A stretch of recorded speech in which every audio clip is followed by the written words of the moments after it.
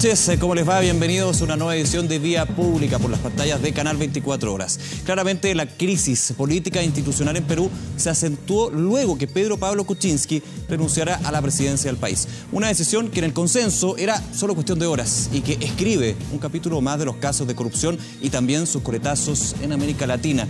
Pero varias preguntas surgen de la drástica medida de PPK en esta jornada. Primero, si tenía otra opción. Por ejemplo, ¿podría haber esperado la discusión sobre una eventual destitución en el Congreso peruano? Otra pregunta, ¿podrá el nuevo mandatario peruano resguardar la delicada estabilidad institucional de la nación? Temas, por supuesto, que vamos a conversar con el panel de Vía Pública, pero antes le preguntamos sobre otra arista de esta historia. Vamos con la pregunta en nuestro fanpage de Facebook, para que ustedes puedan participar con nosotros también. Frente a la renuncia de PPK a la presidencia de Perú, ¿cree que fortalece el fujimorismo? Evidentemente, la situación en que se da con los videos, Keiko videos, Kenji videos, como quiera llamarlo, tiene también a los Fujimori en toda esta historia, en toda esta trama. Vamos a estar conversando, por supuesto, de estos y otros temas. Los invitamos, como siempre, a compartir con nosotros sus impresiones sobre la crisis que se vive en Perú en nuestro fanpage en Facebook. Pero también hay otros temas que vamos a revisar en este nuevo Vía Pública. Una violenta agresión sufrió en Iquique el ex candidato presidencial José Antonio Kast, quien pretendía dar una charla en una universidad. El exdiputado quedó con lesiones con estas imágenes que estamos revisando. También el Banco Central de Chile aumentó el rango de crecimiento para este año entre un 3% y un 4%, una buena noticia también que fue destacada por el Ministerio de Hacienda. Y en el deporte, en el fútbol, Alexis Sánchez asumió el quiebre de la selección chilena. Dijo que Claudio Bravo tiene las puertas abiertas para dialogar y superar las diferencias. Temas, por supuesto, que marcaron esta jornada y que revisamos aquí en Vía Pública. Vamos a hacer una pausa, ya viene el panel para conversar de esta renuncia de PPK, fue anticipada. Habría que esperar lo que sucedía mañana con esta solicitud de vacancia. ¿Qué va a pasar con el nuevo presidente del Perú? Interrogantes que ponemos aquí en la mesa de Vía Pública. No se vaya, ya seguimos con más del programa aquí en Canal 24 Horas.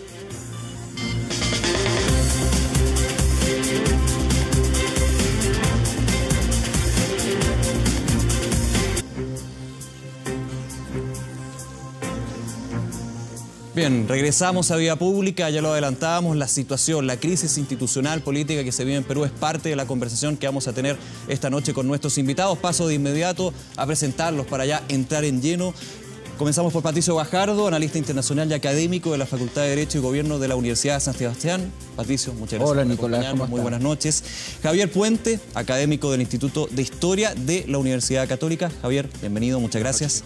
Carla Peñalosa, académica de la Facultad de Filosofía y Humanidades de la Universidad de Chile. Carla, bienvenida a Vía Pública. Gracias. Y Samuel Fernández, analista internacional de la Universidad Central. Samuel, bienvenido. Como gracias, siempre. Nicolás, una vez más. A ver, una situación que se complica, una situación que yo quiero hacer la primera pregunta a Carla. ¿Había otra opción? Porque estaban dos alternativas, que renunciara anticipadamente, entre comillas, anticipadamente PPK, o que esperara a ver qué pasaba en el Congreso, que ya las cuentas de los votos le daban una situación bastante crítica. La verdad es que es difícil imaginarse otra salida u otro escenario. Si uno va un poco más atrás, puede entender que ya al negociar su permanencia a cambio del indulto a Fujimori, hay un retroceso, una posición de debilidad que lo deja en esta posición a puertas de ser sancionado por el Congreso, que no le deja otro camino que renunciar. Me detengo un segundo. La situación del indulto a Fujimori, si no hubiera existido, ¿podría haber evitado esa segunda solicitud de vacancia? Lo que pasa es que también es difícil imaginarse un escenario donde no se planteara el tema del indulto a Fujimori. O sea, creo que no solo el indulto, sino que el fujimorismo es un problema hoy en día en el Perú que al no ser resuelto de la manera, a mi modo, adecuada, es lo que está provocando esta situación. O sea, que hay dos temas que a mí me parece que son muy relevantes y que tienen que ver con lo que se vive hoy día el Perú. Y ojo, que tampoco es tan ajena al resto de América Latina y por eso yo creo que debiéramos poner atención. Uno tiene que ver con el tema de la corrupción y este vínculo espurio entre la política y el dinero. Y por otra parte, la impunidad. Aquí hay un problema porque al fujimorismo y a la persona de Fujimori en particular no se le ha castigado. O sea, estaba preso por delitos de lesa humanidad y se le indulta a pesar de haber cometido esos crímenes.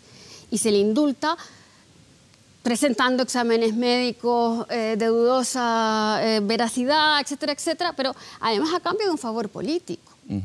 no pensando ni en la ética ni en la justicia.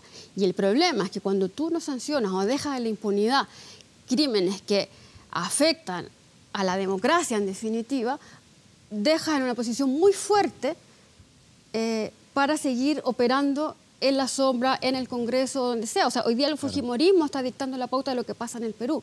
En ese punto, Carla, se da una coincidencia bien terrible, lo comentábamos fuera de cámara, que el detonante quizás de esta renuncia son los videos filtrados por Keiko Fujimori, donde aparece Kenji Fujimori.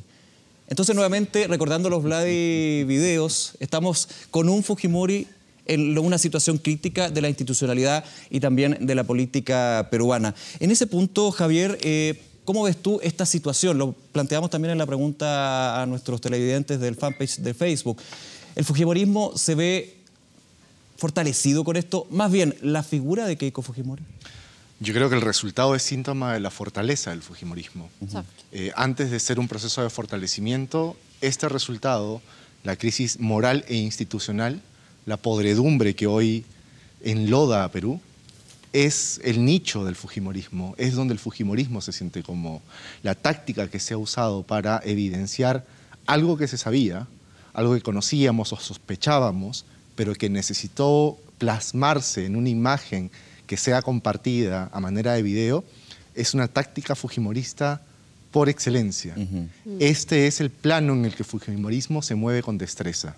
Esta es la manera en la que durante 18 años, si contamos los años desde la caída de Alberto Fujimori, pero durante casi un cuarto de siglo, el fujimorismo ha moldeado una manera de hacer política en Perú, una manera de hacer política en América Latina.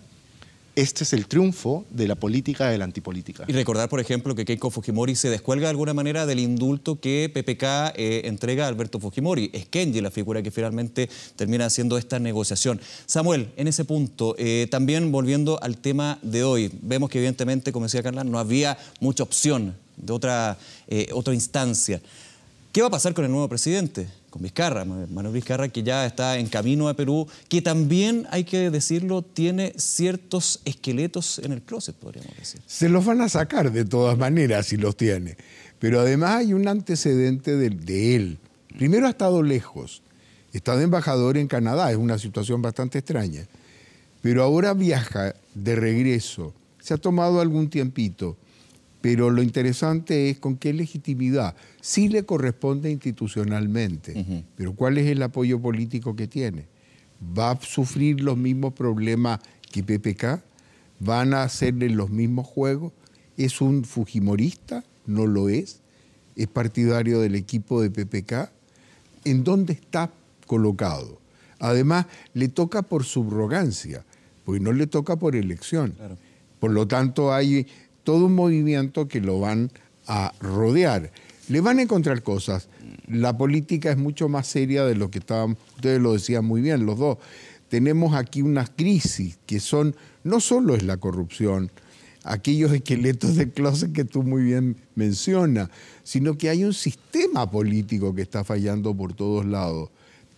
Fujimori ha hecho lo que quería en su momento, lo ha pasado muy mal después. Claro. Lleno de problemas, también con corrupción.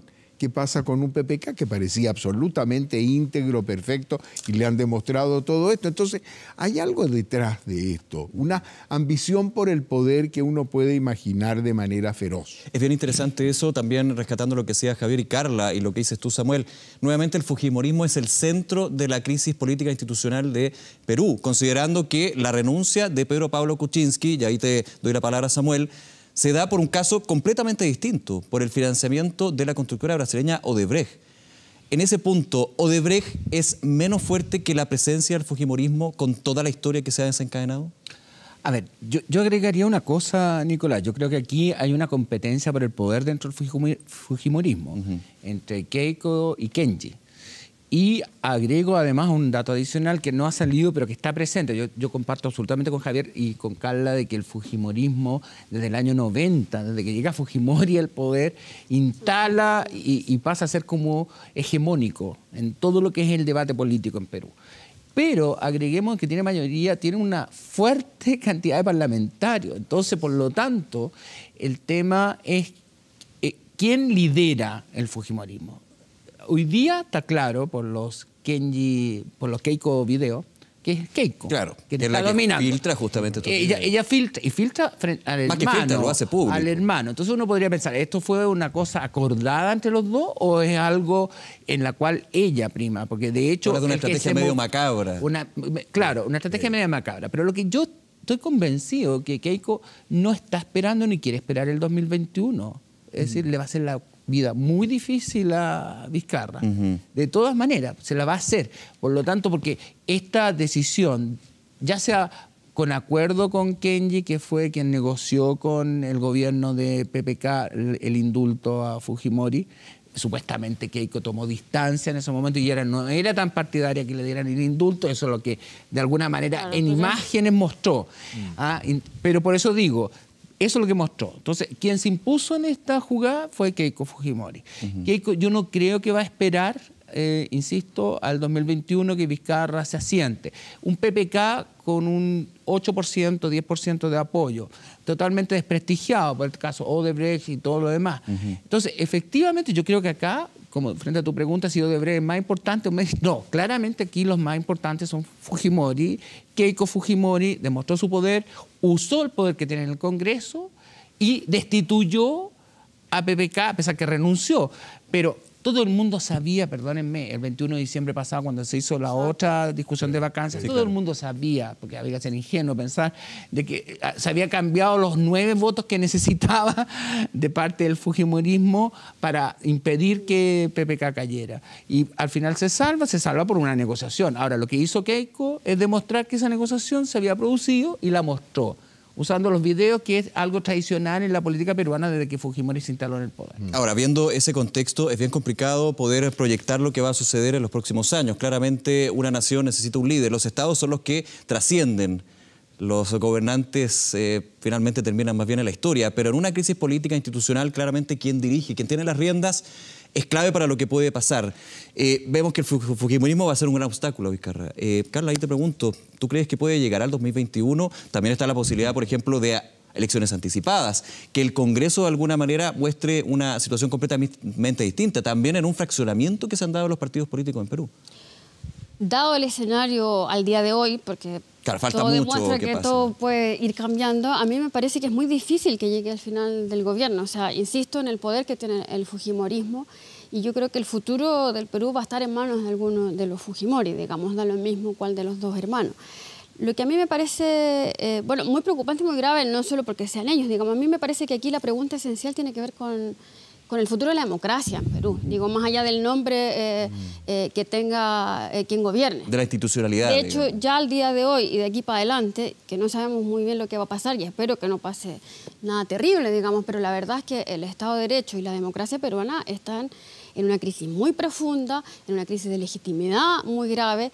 No nos olvidemos que tampoco es que PPK sea solo una víctima y que quepa decir, pobrecito, lo que le hicieron, digamos, porque en verdad aquí hay responsabilidades que hay que investigar, que las investigará la justicia para comprobar si efectivamente la denuncia tiene sentido, porque hasta ahora es del Congreso, que está mayoritariamente en manos de los Fujimori, pero creo que tampoco es una víctima en ese sentido. Y aquí el problema, insisto, no solo para Perú, sino que en la región, es cuál es el valor de la democracia hoy día para los ciudadanos de América Latina. Y eso es preocupante, porque además Perú no es la excepción. Claro. Entonces, la verdad vamos es que sumando Brasil. Vamos sumando Brasil, y donde por ejemplo, que es el caso que hemos conversado ya muchas veces. se repitan ciertas temáticas, insisto, que tienen que ver, a mi modo de ver, viéndolo mucho más globalmente y mucho más en perspectiva, tienen que ver con, al menos con estos dos puntos, con la corrupción y con la impunidad. O sea, lo que pasó en Brasil es bien sintomático en ese sentido. No me quiero meter en eso, porque estamos hablando de Perú. Pero a mí me parece que hay que hacerse una pregunta sobre, como tú decías, aquí, ¿qué rol juega el Estado? Y el Estado es el que tiene que ser fuerte. Porque tiene que además garantizar, por ejemplo, el respeto a los derechos humanos. Fujimori no lo hizo, lo pasó a llevar, los violó, estuvo preso por eso, queda libre. ¿Qué va a pasar de aquí para adelante? A mí nada me asegura, y espero que no pase nada malo, pero que haya revueltas, que haya, no sé, represión. Yo espero que no, pero la verdad es que con la fuerza que tiene, la poca fuerza que tiene, hoy día el vicepresidente, que va a ser mañana ya presidente, la verdad es que el escenario está abierto a la incertidumbre y bueno, eso. Yo creo que no nos olvidemos un punto solamente, de que el fujimorismo tiene mucha fuerza electoral. Exacto. O sea, porque a veces esa es la clave finalmente cuando por algo tiene la mayoría parlamentaria que tiene. O sea, y ganó PPK con 40.000 votos de diferencia. O sea, entonces no nos engañemos en ese sentido de que como que pareciera ser que acá es todo algo solamente de una trama y que no tiene ningún espacio social. Hay un espacio social fuerte que tiene apoyo y por lo tanto comparto tu visión de la crisis de la democracia, que eso es algo transversal, que lo podemos ver en muchos países, en términos de cómo funciona, cómo debería funcionar. Yo espero que el Estado de Derecho se imponga y hasta el momento pareciera ser que sí, ojalá que siga así y se nombre a las personas que correspondan, se hagan las investigaciones que corresponden y todo lo demás. Pero insisto, que no nos olvidemos de la fuerza electoral o social. Yo diría que en estos momentos, con PPK en el piso, con Martín Vizcarra absolutamente delegitimado, el personaje más fuerte, lejos, Keiko Fujimori. Sí. Lejos. Exacto. Carla, te doy un segundito para que expongas. Quiero ir con Javier con una pregunta, pero sí, no, muy breve. Es que decir, justamente la pregunta por la democracia adquiere mucho más sentido, porque paradójicamente quien tiene el peor currículum político como Fujimori es la fuerza que tiene más apoyo de la población. Claro. O sea, es una candidata que también estuvo en la polémica por la entrega de pañales, de arroz durante la candidatura. Bueno. Y también hubo denuncias de Odebrecht con respecto a ella. Quiero tomar ese punto de la democracia y preguntarle a Javier, porque en la historia de Perú, concentrándose en Perú evidentemente, es una historia, la última, bien compleja. Recordemos los nombres: Toledo, Humala, Alan García, que el día de hoy a través de Twitter y un video en redes sociales decía esto no da para más, pero él también está muy complicado. O sea, los últimos presidentes, y estamos hablando de varios años, tienen estos esqueletos que salieron del closet.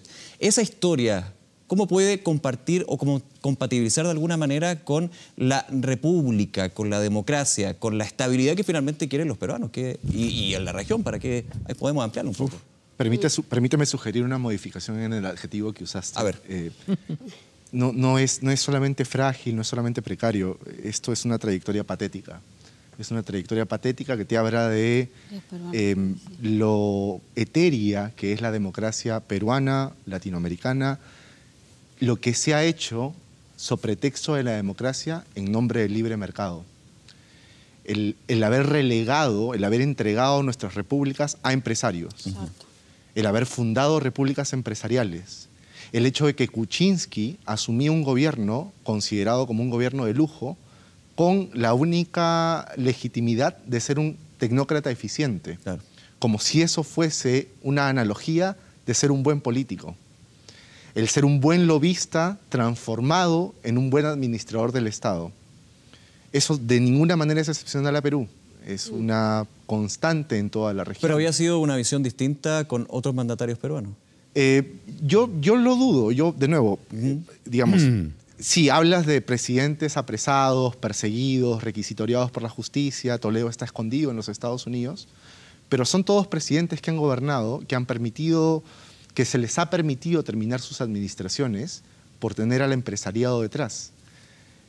Con muchas políticas económicas completamente dirigidas a la protección de la macroeconomía. Sí, complemento un poco eso con lo que sucedió en la administración de Ollantumala, que como candidato fue completamente distinto cuando llegó a ser presidente. Y no solamente por el tema chileno, sino el tema empresarial, de inversiones. De hecho, su periodo fue uno de los más bollantes en el resultado económico. Solamente para terminar la idea, si bien es cierto hay una responsabilidad política, hay responsabilidades políticas en esta crisis institucional profunda, hay que hablar del rol que ha tenido el empresariado peruano y latinoamericano en la generación de estas repúblicas empresariales. Samuel. A ver, yo creo que aquí hay que saberlo distinguir, ¿no?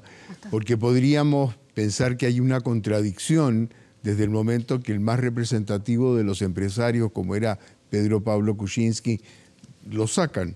Entonces quiere decir que hay una crisis que es mucho más profunda y es una crisis de gobernabilidad que viene arrastrándose en un sentido muy particular.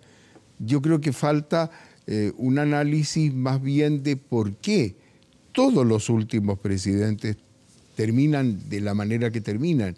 ¿Por qué no logran llegar a un éxito? ¿Por qué caen en sus apoyos? ¿Qué pasa detrás? ¿Le podemos echar solamente la culpa al fujimorismo? Hay responsabilidad, no la estoy eludiendo, pero tiene que haber bastante más. El sistema también de ello. Esto es yo diría que es una crisis permanente, constante, que aquí se ha revelado en un caso más. Pero, por favor, para nadie era misterio, Nicolás, y lo hemos conversado, que esto era pegadito así con alfileritos.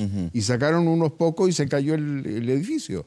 Entonces, tenemos que tener una conciencia de que hay un sistema en Perú, lamentablemente, que no permite, porque hemos probado de todas las tendencias. Ollanta era de uno, Alan García era de otro, y así sucesivamente. O sea, ¿en qué estamos? Aquí no podemos echar la culpa solamente a un empresariado, que no niego que puede tener responsabilidades. Que por lo menos se va repitiendo en todo este Pero tipo se de está casos. repitiendo. Y van a ver ustedes, yo no quiero de pitonizo ninguno de nosotros, pero seamos claros, el pobre señor Vizcarra viene.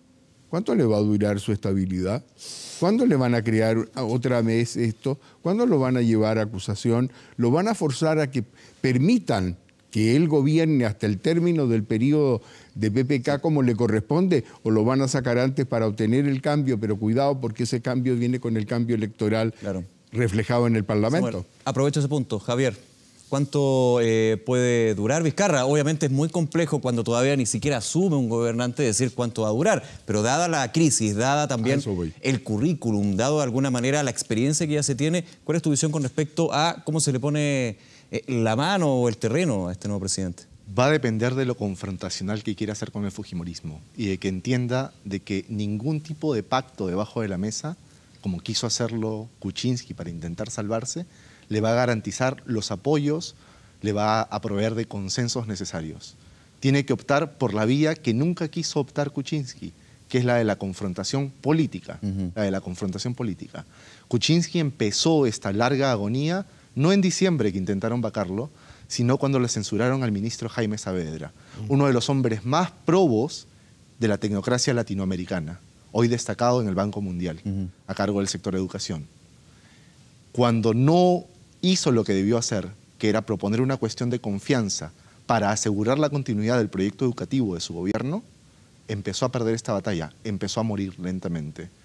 Solamente lo de diciembre fue un espasmo, el primer espasmo de esa agonía, que ahora termina. Tiene que entender entonces Vizcarra que tiene que comprarse una confrontación, que tiene que hacerle frente al fujimorismo. ¿Que tiene que reducir al fujimorismo? Dilucidamos... Considerando lo que decía Patricio, que tiene un poder a Yo nivel creo que tiene que transar. Disculpa, ahí tengo una opinión distinta. Yo creo que la única forma de que sobreviva Vizcarra es algún tipo de transacción o de negociación o incorporar al gabinete, porque virtualmente tienen que por eso se ha demorado en llegar. Pero se puede, por ejemplo, incorporar un gabinete que finalmente el fujimorismo fue el que termina sepultando a un presidente. No, yo no digo que incorpore al fujimorismo al gobierno, ni mucho menos, pero sí que buscar concesiones, digamos. Conceda a algunos independientes que tengan cercanía. Es que si no lo hace, no tiene ninguna posibilidad de sobrevivir. Es decir, si va a la confrontación, no sobrevive. Carla.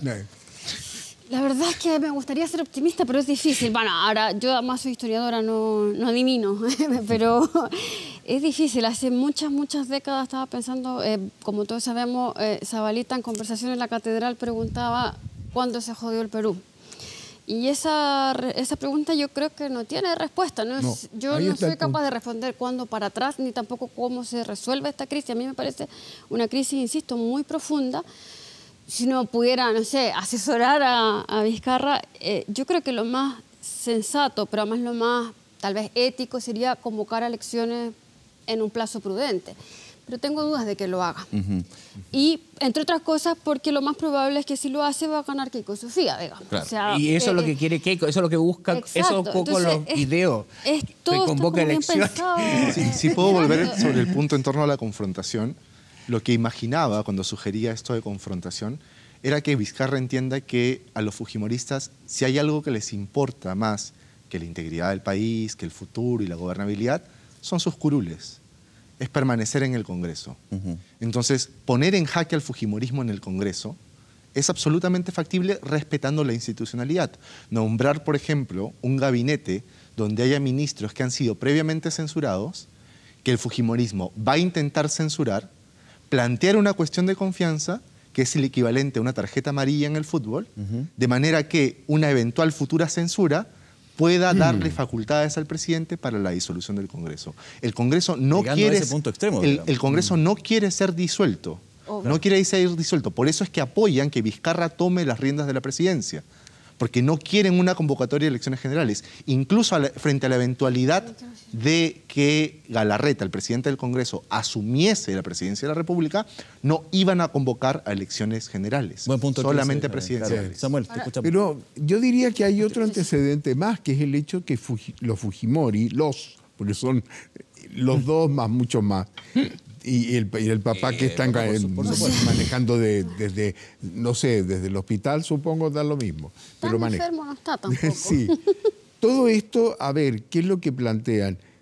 ¿Querer estar en el Parlamento? No, querer la presidencia. Ese es el objetivo. Así es. Y ahora lo están logrando por todos los métodos imaginables. Y esto es una advertencia al que venga. Yo te saco cuando quiero. Así es. Yo te tengo aquí. O sea, finalmente, se lo esto dijeron va a a ser muestra de PPK poder, digamos. y lo han ejercido. Pero claro. Se lo amenazó, se le dijo, hombre, usted tiene un plazo de gracia desde el día 21 de diciembre hasta hoy. Y una amenaza que finalmente se cumplió. Que se cumplió. Claro, porque pueden haber muchas amenazas que se lanzan, pero finalmente... Esta se cumplió, entonces la cosa es en serio. Claro, Carla. Que yo creo que ustedes se refieren a algo que es central y que a veces perdemos de vista. Yo creo que el problema es que ni PPK, ni los Fujimori, ni ninguno, y ojo, esto no pasa solo en Perú, no tienen como objetivo el país, un proyecto de país, hay ambiciones de poder personales, de grupo, como decías tú, también intereses económicos, pero no hay proyecto de país, no es la política de la antigua república, ni en Perú ni en ningún otro lado. Entonces, ojo. Ahí te interrumpo, por PPK. supuesto que hay más que está, pero por ejemplo, estoy pensando en Estados Unidos. PPK en su mensaje hablaba de que son necesarias reformas políticas constitucionales. Claro, pero también como hemos discutido acá, cuando son candidatos dicen una cosa y terminan haciendo otra, por ejemplo. Fíjate que te coincido tanto, te agrego solo un detalle. Sumemos, popularidad, 0. Situación económica, mala. Lo otro, las proyecciones del país, gobernabilidad, importa poco. Entonces, son otras luchas. Fíjate, lo conversábamos por teléfono hace algunas horas en el momento que sucedía. ¿Qué pasa con la cita a la conferencia esta de la Cumbre de la América? Vamos a conversar también de eso. Mismo. Les dio lo mismo, sacaron a alguien la estabilidad, el prestigio. Está lo mismo. Yo quiero ver el vaso más lleno, porque yo creo que toda la crítica que se hace a la democracia latinoamericana, yo creo que se ha avanzado, porque sin ninguna duda la corrupción a lo mejor ha existido mucho tiempo antes y ahora estamos sabiendo mucho más y se están aplicando mecanismos institucionales para resolver los temas. Puede que no nos satisfagan, totalmente de acuerdo, pero es un avance que no quede absolutamente en la oscuridad como sucedía antes. Ahora tengo una visión un poquito distinta con respecto a las ideas estas de las democracias empresariales, porque encontramos Lula, que no tiene nada que ver con eso, una Cristina Kirchner, que tampoco la empresaria era ella. La empresaria era ella, claro, que se hizo millonaria durante su gobierno. Lo que decía entonces, Javier, lo que yo voy, los colores son distintos, Nicolás, las miradas ideológicas son distintas, pero finalmente hay un punto común. Es que yo no creo que en política hayan buenos y malos. Yo creo que en política, primero, hay políticos buenos, que tienen una visión de país, pero en política tiene que haber una aspiración de poder, porque si no, no te mantienes, no tiene sobrevives. Que haber un ambiente bueno sobrevive. También. Y cuando hablaba PPK de la necesidad de una reforma constitucional, él porque estaba enfrentando una situación casi de que era imposible que siguiera gobernando, porque él no tenía mayoría en el Congreso, y el fujimorismo lo quería sacar, cosa que hizo. O sea, lo que sucedió hoy día era algo, como dice muy bien Samuel, crónica de una muerte anunciada. Es decir, le dijeron el 21, ¿qué es lo que podía hacer PPK el 21? Negociar con el fujimorismo para que lo mantuvieran vivo, por un tiempo por lo menos, hasta que ahora le tiraron los videos, entonces probaron algo que se había hecho el día 21. Y por eso renuncia antes que lo echen. Claro. Entonces, es la única manera de salvar la cara. Entonces, ese es el tema. Pero hay un avance. porque se transparentan la corrupción. Es decir, probablemente antes, no quiero decir yo que los políticos de la década del 40 o del 30 eran inmaculados, transparentes. A lo mejor muchas cosas no se sabían. Hoy día la democracia latinoamericana ha dado pasos significativos. Sí. En ese sentido, las cosas se resuelven con mecanismos institucionales. Pero el Estado de Derecho sigue fortaleciéndose. ¿Las instituciones están funcionando? Claro, hay un presidente que renuncia, pero tuvo que renunciar. Nicolás, mira, la democracia es un sistema que se perfecciona y por lo tanto uno nunca puede decir que hay una democracia perfecta. Ni siquiera en Estados Unidos, que es una democracia tan consolidada, hemos visto situaciones muy complejas, decisiones muy arbitrarias a veces, que llegan a cuestionarse hasta qué punto no hay un populismo desatado. Exacto. Entonces, a lo que yo voy, pero de todas maneras la democracia es un sistema que se perfecciona y mientras el Estado de Derecho se mantenga, hay esperanza. Yo creo que ha habido evoluciones interesantes en nuestras democracias que hacen tener fe en ellas. Yo al menos lo tengo. Carla, y en ese punto la historia latinoamericana de alguna manera da indicios. Obviamente son situaciones distintas, países distintos, miradas distintas, pero cuando vemos que la historia va repitiendo ciertos factores, alguna enseñanza tiene que quedar, ¿no? Yo no quiero ser muy tajante en este punto, pero igual lo voy a hacer un poquito. Es que resulta que yo creo que también debiéramos otorgarle un espacio a la duda. El beneficio de la duda. El beneficio de la duda, exacto. Perú, Brasil, son situaciones distintas, no quiero abanderarme ni con uno con otro, pero justamente por el beneficio de la duda, ¿hasta qué punto podemos permitir que sea el Parlamento que suplante al Poder Judicial declarando culpables a presidentes o expresidentes, como pasó Lula, Dilma, o ahora está pasando con PPK? Antes era más terrible, llegaban los militares. Hoy día, a través del Parlamento, estoy exagerando, pero a través del Parlamento, o sea, se ha hablado mucho de el Brasil, del golpe blando. ¿Y acá? Más allá de la opinión que uno tenga sobre PPK. Pero Lula está siendo sometido a los tribunales, Carla. Bueno, pero... O sea, son los tribunales los que están impidiendo que vaya como candidato, no el Parlamento. Exacto. O sea, por si acaso. Pero por si acaso. Y eso es un avance. Por supuesto, pero por si acaso, Dilma salió absuelta y sin embargo ya está destituida como presidenta. Pero dentro de mecanismos institucionales legítimos, uno puede discutir. Es lo mismo que sucedió con PPK hoy día, uno puede discutir o no. Bueno, pero por eso en ese sentido la vacancia, fíjate tú que tanto... Te concedo que efectivamente hemos avanzado, porque efectivamente las dictaduras de la doctrina de seguridad nacional eran mucho más terribles y no son comparables porque con todo nos manejamos dentro de un Estado de Derecho y eso siempre es saludable y es mejor y es bienvenido comparado con lo que vivimos en la década de los 70. Pero cambia la situación, que aquí habían hechos bastante más violentos, podríamos decir. En ese sentido, por eso decía, es mucho más deleznable en ese sentido, porque aquí efectivamente hay delitos entre medio que pueden ser usados para poner o sacar presidente. Claro. Sin embargo, tampoco me parece correcto que el Parlamento sustituya al Poder Judicial condenando a la gente, diciendo de antemano si es culpable o no es culpable y si puede o no puede gobernar. Bien. Es complejo ahí, porque volvemos al tema de la democracia y a la soberanía popular. Está muy entretenido la conversación, les agradecemos muchísimo que nos hayan acompañado, obviamente queda para rato. Javier, Samuel, Carla, Patricio, se nos acaba el tiempo, muchas gracias por acompañarnos en Vía Pública con este tema que ha sido el tema del día, pero claramente va a ser de las próximas semanas y quizá bastante más. Gracias a ti, Nicolás. Gracias, Nicolás. Muy bien. Vamos a una pausa, no se vaya, ya regresamos con más de Vía Pública.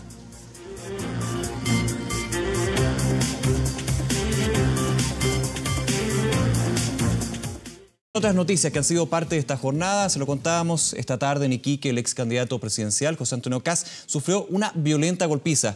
Estaba invitado a dar una charla en la Universidad Arturo Prat, pero la actividad no fue posible porque un grupo de estudiantes lo agredió de la peor forma.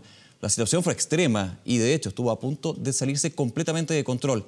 El ex diputado quedó con lesiones por este hecho.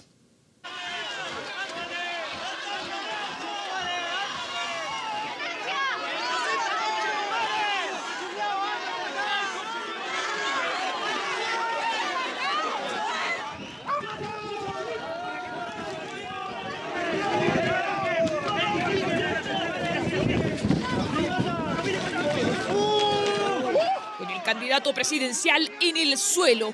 Así culminaron las brutales agresiones que recibió el exdiputado José Antonio Kast, uno de los incidentes más violentos de los últimos años, todo porque el ex militante UDI fue invitado por un grupo de estudiantes a exponer sobre servicio público en la Universidad Arturo Prat de Iquique. El fascismo no se le escucha, se le aplasta. Una protesta en rechazo a su presencia que se inició al menos 15 minutos antes con agresiones entre los mismos estudiantes y concurrentes a la cita. Este es el Chile que hemos construido, un Chile totalmente segregado. Asistentes que días antes habían anunciado la funa a su exposición, más aún después de que la misma Federación de Estudiantes cuestionara su presencia allí. A empujones lo expulsaron del recinto mientras sus asesores trataban de protegerlo.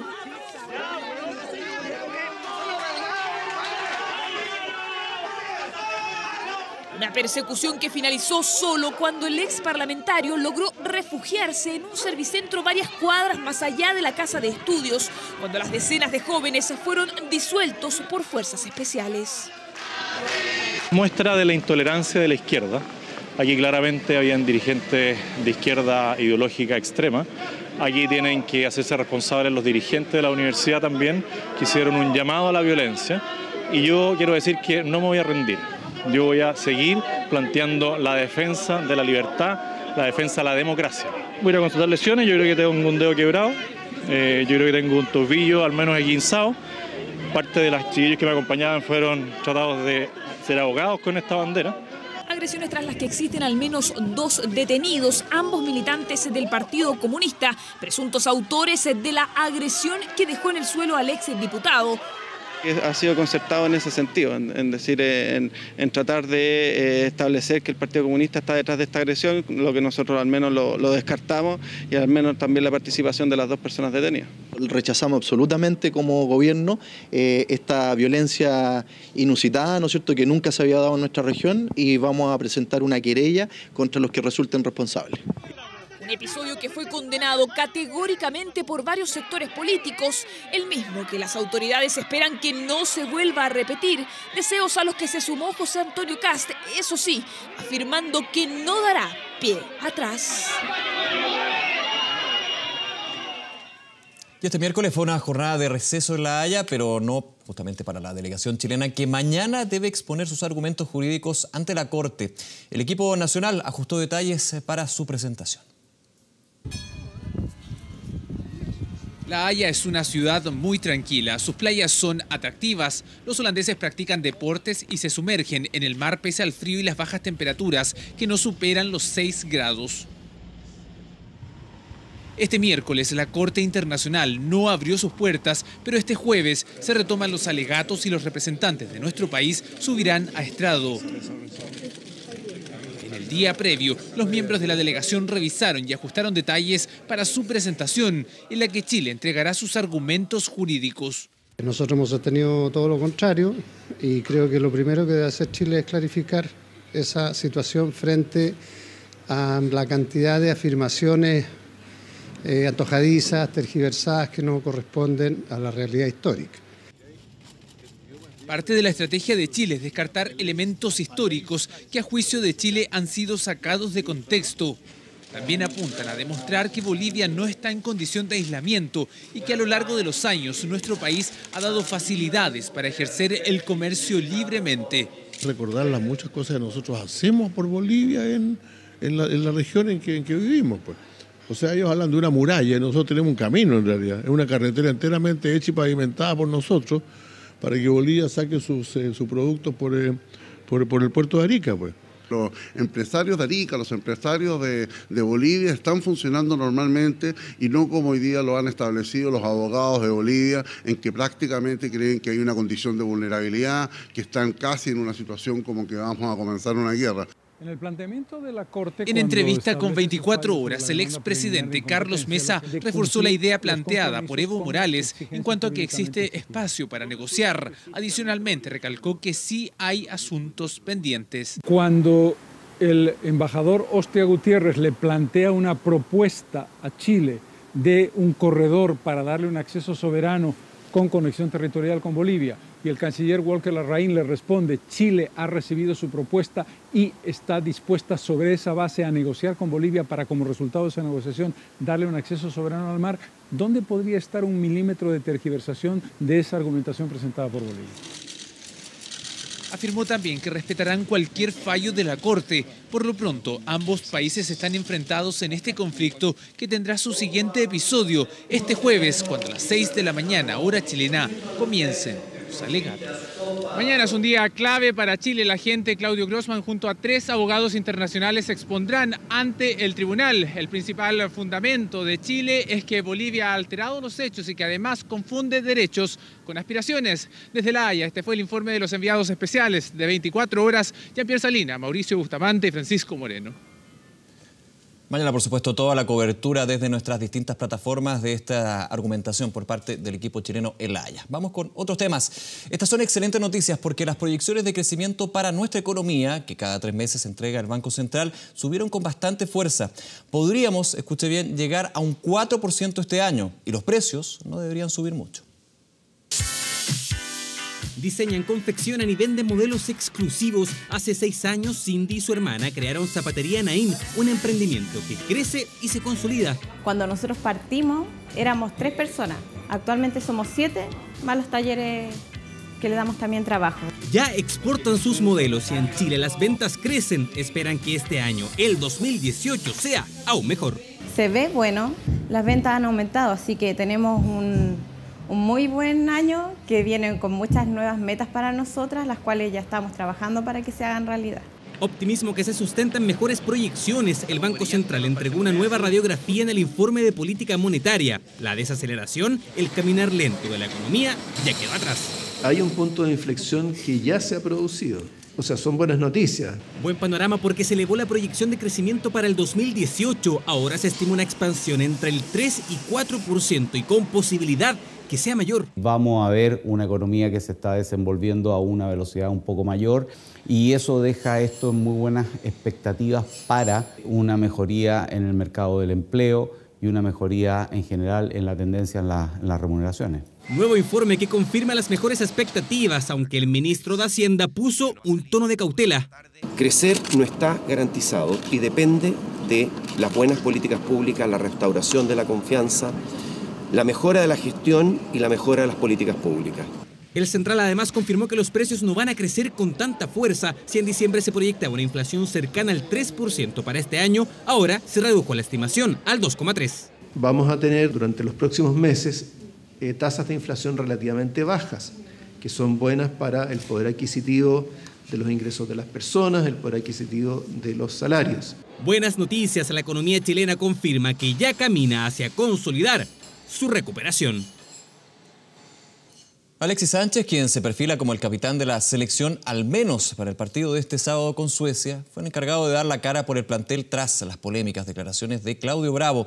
El niño maravilla dijo que el arquero tiene las puertas abiertas en La Roja, pero también pidió una conversación cara a cara entre Bravo y el resto de los jugadores.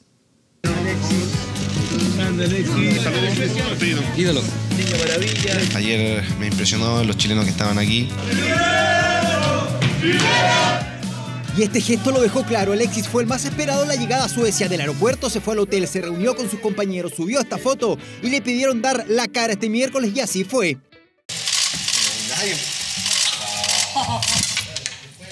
¿Está lleno aquí? Así, tranquilo se veía Sánchez antes de convertirse en el vocero de un plantel que no quiere profundizar en el caso Bravo, pero que tiene conciencia de que es el tema del momento. Estuvimos ayer hablando con mi compañero de quien se atrevía a venir acá a hablar con ustedes y zanjar el tema. Y bueno, y todo me dieron la palabra, que fuera yo, aquí estoy presente. Presente para aclarar algunas cosas, por ejemplo, que Bravo no quedó incomunicado con el plantel. Lo de Claudio, yo lo llamé, hablé con él, le dije: Claudio, es importante que esté con nosotros, el nuevo proceso de la selección. Nadie está enojado con él, creo que en sentido...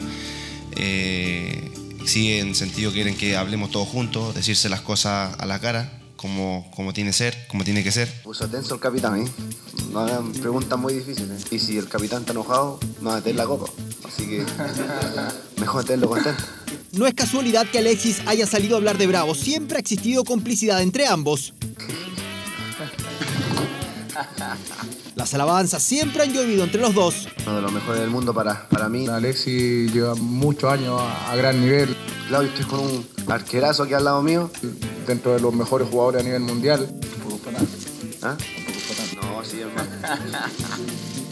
En esta ocasión fue distinto. Alexis no hizo bromas, se le notaba serio y dejó en claro que el tema quedaría en suspenso, encapsulado hasta que hablara el ex capitán. Están las puertas abiertas para él. Sabemos que el capitán ha logrado muchos triunfos, levantado muchas copas para Chile y lo que dijo él tienen que preguntarle a él, son sus opiniones y hay que respetarlas. Alexis insiste en que falta un cara a cara entre el plantel y Claudio Bravo. También quiso aclarar estas dos publicaciones en redes sociales, la de él y la de Arturo Vidal. Creo que somos una familia, y incluyendo a Claudio. Creo que es importante y él lo sabe. Y lo del Celia, él sabe que el Celia siempre pone cosas en las redes y usted lo interpreta de una forma que a lo mejor él no está pensándolo como lo interpretan ustedes. Capitán claramente es uno de los mejores arqueros del mundo. ¿Cómo han cambiado las cosas? Ha corrido mucha agua debajo del puente. Esa familia de la que habla Alexis, donde solo se saboreaban triunfos, parece que quiere permanecer unida, con Bravo incluido. Oye, sería muy duro que no estuviera acá con nosotros, pero creo que es una persona grande, madura y creo que también necesita tiempo para pensar, reflexionar de todo lo que se ha dicho y venir con nosotros aquí a conversar las cosas. Alexis Sánchez fue presentado como nuevo jugador del Manchester United.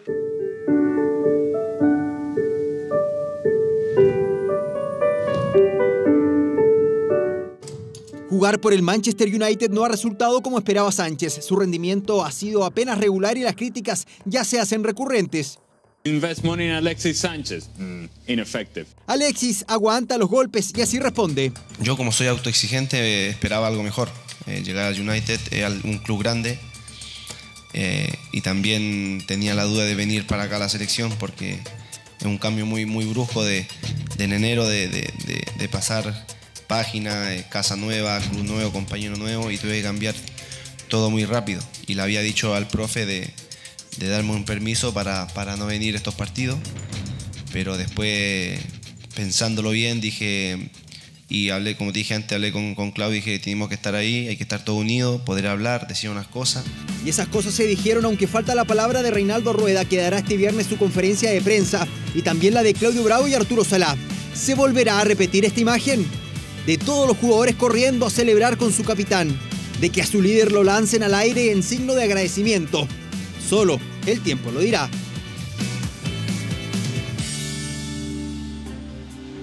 Esperemos volver a ver esas grandes imágenes. Vamos a hacer una pausa, pero antes le recordamos la pregunta que le planteamos en el fanpage de Facebook con respecto justamente a la noticia del día, la renuncia del presidente, ya expresidente de Perú, pero también una de las aristas que estuvimos conversando en el debate de Vía Pública. Frente a la renuncia de PPK a la presidencia de Perú, ¿cree que se fortalece el fujimorismo? Podemos todavía aceptar sus respuestas, la vamos a estar dando a continuación, por supuesto, en Vía Pública. Hacemos un alto, no se vaya, ya seguimos con más de programa.